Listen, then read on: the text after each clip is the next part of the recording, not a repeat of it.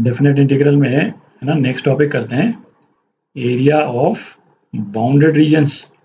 तो इस वाले टॉपिक में है ना कोई नया कॉन्सेप्ट नहीं है ना। मेन कॉन्सेप्ट तो आप इंटीग्रेशन में और डेफिनेट इंटीग्रल में कवर कर ही चुके हैं, है ना। और मेन कॉन्सेप्ट क्या है, वही किसी भी कर्व के अंडर का एरिया जो है वो हम किस तरह से कैलकुलेट करते हैं, और जो हम डेफिनेट इंटीग्रल निकालते हैं वो क्या रिप्रेजेंट करता है।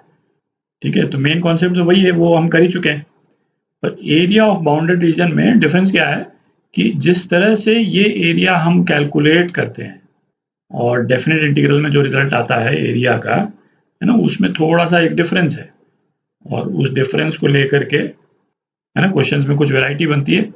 तो है ना वो सभी तरह की वैरायटी जो है वो इसी वीडियो में कवर कर लेंगे अपन, है ना। ग्राफ के थ्रू देखेंगे इस वीडियो में, ताकि कंसेप्चुअली आपको समझ में आ जाए कि है ना ये कॉन्सेप्ट जो है किन मामलों में डिफरेंट है डेफिनेट इंटीग्रल से। और उसके बाद में अपन क्वेश्चंस करेंगे, है ना। अगले वीडियो से क्वेश्चंस ही क्वेश्चंस करेंगे।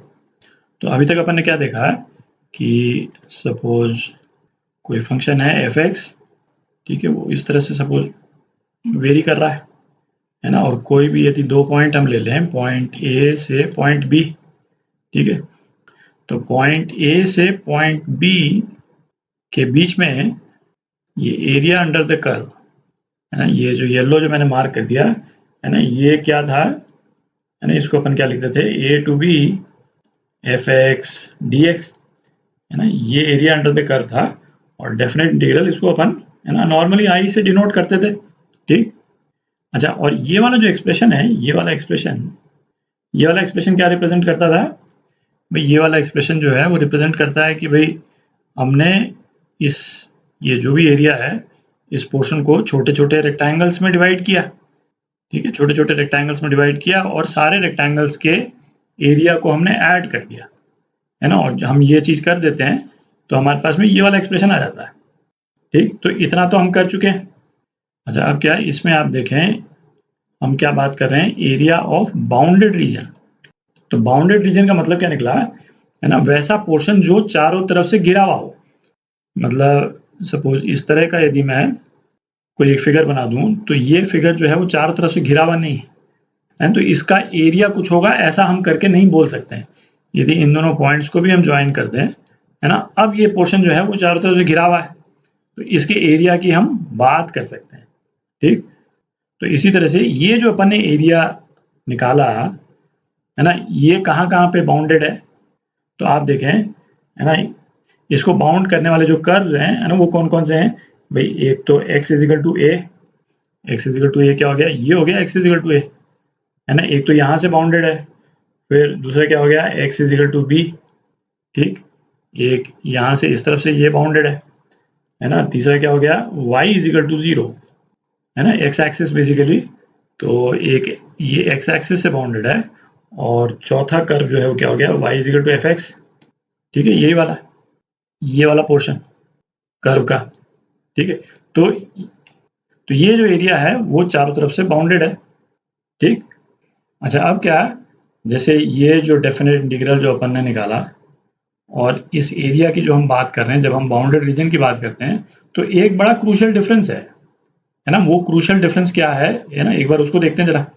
तो वो क्रूशियल डिफरेंस क्या है कि सपोज एफ एक्स जो है वो इस तरह से डिफाइंड होता, ठीक है, एफ एक्स यदि ये होता, और यदि इस कर्व का एरिया यदि अपन निकालते हैं पॉइंट ए से पॉइंट बी के बीच में, तो अपने पास में जो एरिया आता है ना, वो कौन सा पोर्शन आता है ना, ये वाला पोर्शन आता है, ठीक है।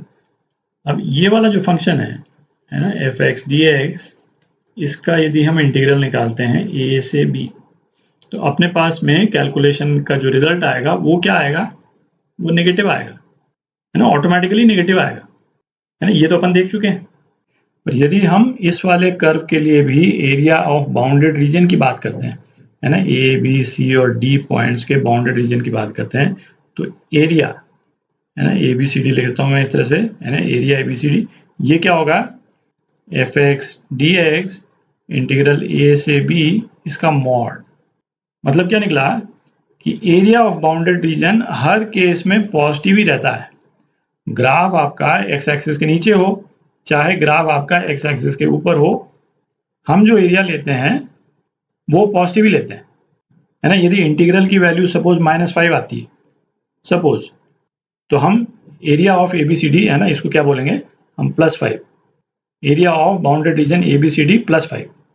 ठीक, तो इस वाले टॉपिक में, एरिया ऑफ बाउंडेड रीजन वाले टॉपिक में जितने क्वेश्चन है ना, बेसिकली इसी वाले कॉन्सेप्ट पे हैं। और इसी कॉन्सेप्ट को लेकर के जिस तरह से हम एरिया कैलकुलेट करते हैं, है ना, उसमें क्या क्या चेंजेस आ जाएंगे, है ना, उसको एक एक करके देखते हैं अपन। तो अगेन एक सिंपल सा एग्जांपल लेते हैं। सपोज एक स्ट्रेट लाइन ले ली मैंने, है ना, ये स्ट्रेट लाइन ले ली, पॉइंट ए यहाँ ले लेते हैं और पॉइंट बी यहाँ ले लेते हैं। ठीक है, तो यदि यहाँ पे दो लाइन में बना देता हूँ, है ना, तो दो एरियाज हैं इसमें, एक ये वाला एरिया है ना, और दूसरा एरिया कौन सा है, एक ये वाला एरिया। इस एरिया को अपन A1 बोल देते हैं और इस वाले एरिया को A2 बोल देते हैं। ठीक है, अच्छा, यदि अब इसको मैं fx ही बोल देता हूँ, है ना, स्ट्रेट लाइन नहीं, अपन इक्वेशन नहीं लिख रहे हैं उसकी, कंसेप्चुअली समझ रहे हैं कि यदि fx dx यदि हम a से b के बीच में निकालते हैं, ठीक है, तो ये अपने पास में जो रिजल्ट आएगा, है ना, इस इंटीग्रल का, वो क्या आएगा, A1 - A2 आएगा। ठीक है ना, ये तो अपने को मालूम है। पर यदि अब हमसे पूछा जाए कि ये स्ट्रेट लाइन fx और x एक्सिस के बीच में एरिया ऑफ बाउंडेड रीजन आप निकालें पॉइंट A से पॉइंट B, तो हमको क्या करना पड़ेगा, है ना, हमको इसको दो पार्ट्स में तोड़ना पड़ेगा भाई। एक तो ये पता लगाना पड़ेगा कि ये x एक्सिस को कहाँ कट कर रहा है, सपोज पॉइंट C पे कट कर रहा है ना, A, B और C जो है x की वैल्यूज हैं। तो एरिया ऑफ बाउंडेड रीजन, है ना, एरिया ऑफ बाउंडेड रीजन, है ना, क्योंकि इस वाले A2 को भी हम पॉजिटिव ही काउंट करते हैं। ठीक है, तो हम कैसे कैलकुलेट करेंगे, A2C fx dx, है ना, इसका mod plus C2B fx dx इसका मॉड, मतलब दोनों ही पोर्शंस के एरिया का अपन ने मॉड ले लिया बेसिकली। इनमें से जो भी फिगर नेगेटिव आएगा उसको पॉजिटिव करके ले लेंगे अपन। तो ये A है ना, ये तो I है, I जो है वो क्या आता, डेफिनेट इंटीग्रल A1 - A2 आता। पर एरिया ऑफ बाउंडेड रीजन यदि A से B के बीच में यदि अपन कैलकुलेट करेंगे तो क्या आएगा अपना, A1 + A2। ठीक, अब एरिया ऑफ बाउंडेड रीजन का, है ना, एक फॉर्म देखते हैं अपन, area bounded by two curves.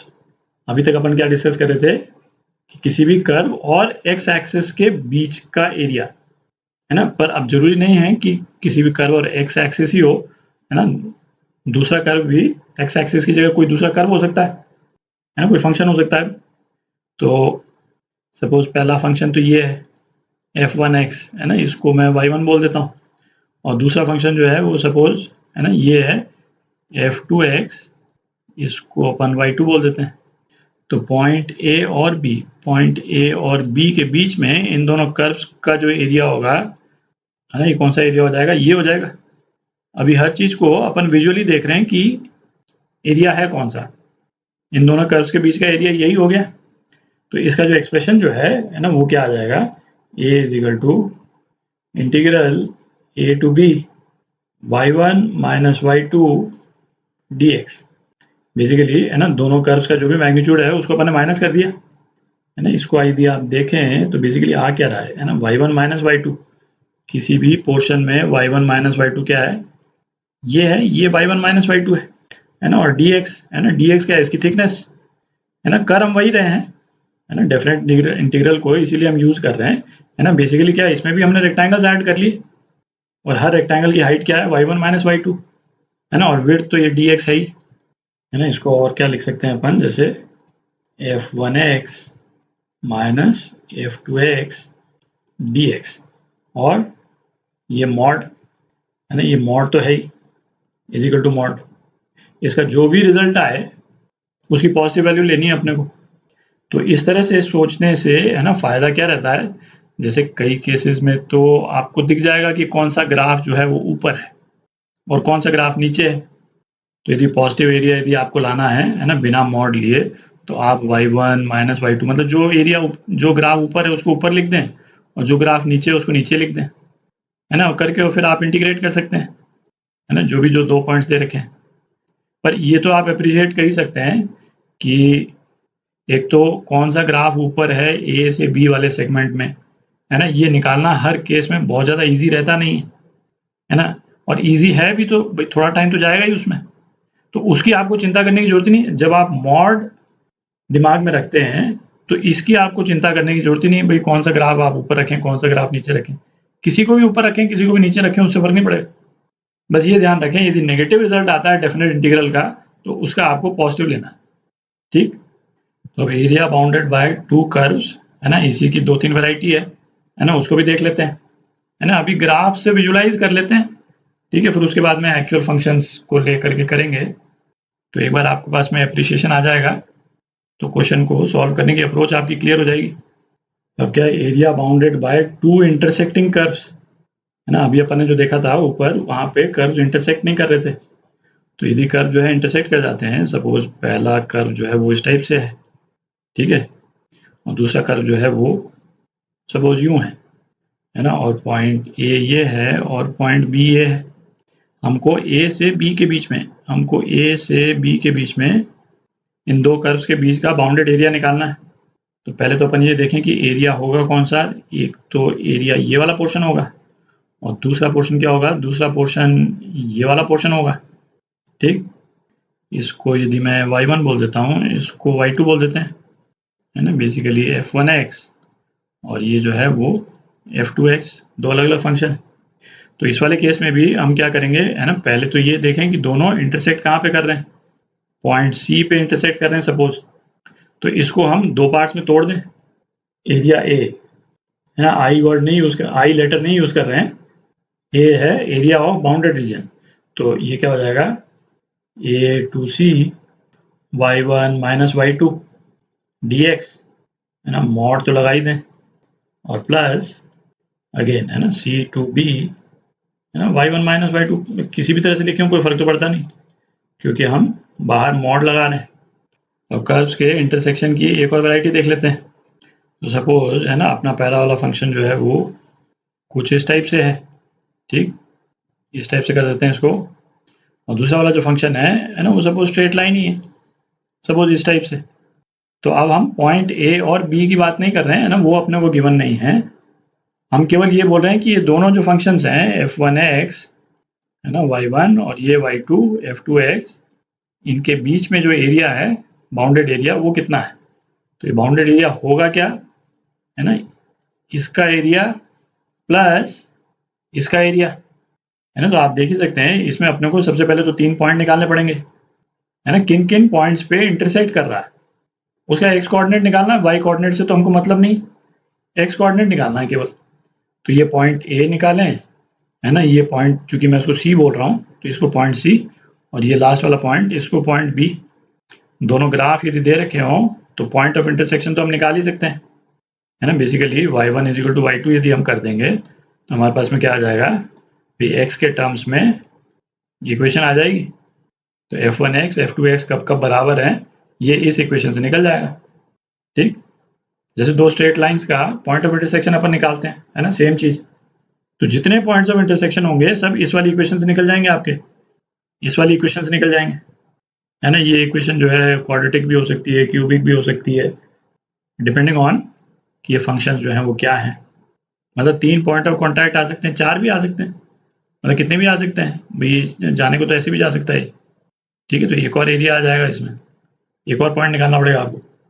तो इस वाले केस में भी है ना, आप इमेजिन कर ही सकते हैं एरिया ऑफ बाउंडेड रीजन इन दो कर्व्स के बीच में है ना, ये क्या हो जाएगा, ए टू सी, सेम चीज़ है ना, एग्जैक्टली सेम चीज़, y2 माइनस y1 dx इसका mod plus c to b है ना, y1 माइनस y2 dx है ना, इसका मॉड।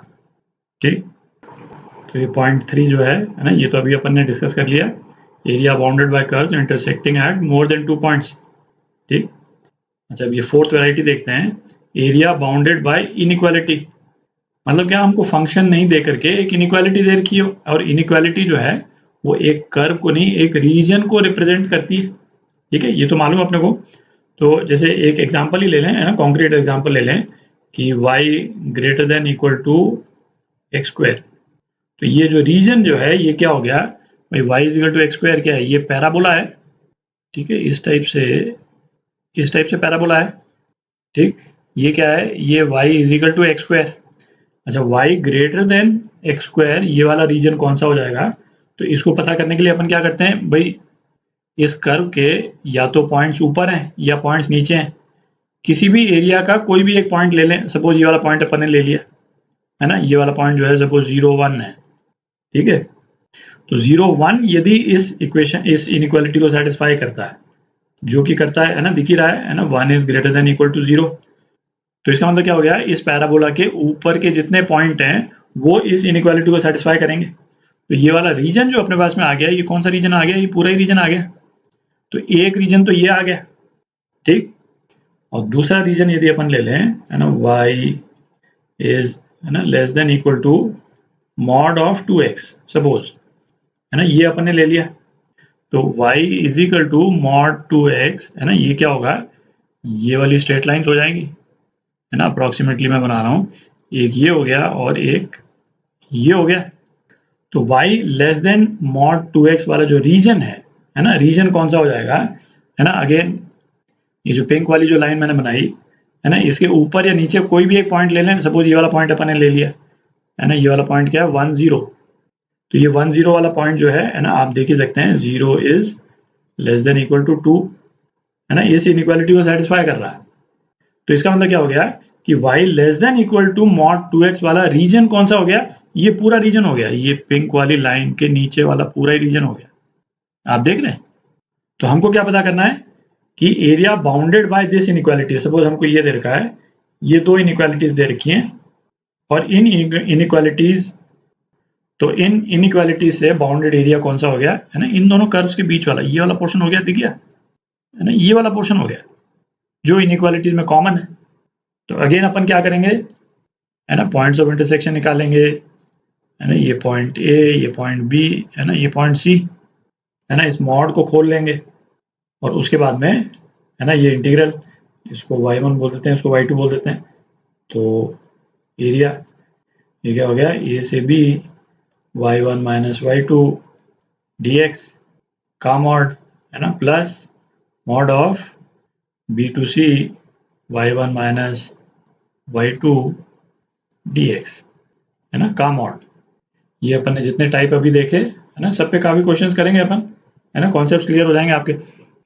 तो अभी है ना एक मेन कॉन्सेप्ट जो बच रहा है उसको मैं ब्रीफली केवल बता देता हूँ, पर उसको करेंगे अपन पहले। ये जो चार चीज़ें जो अपन ने डिस्कस की ना, इस पे सफिशिएंट क्वेश्चंस एक बार कर लेंगे, है ना, अच्छी क्लैरिटी हो जाएगी अपने को।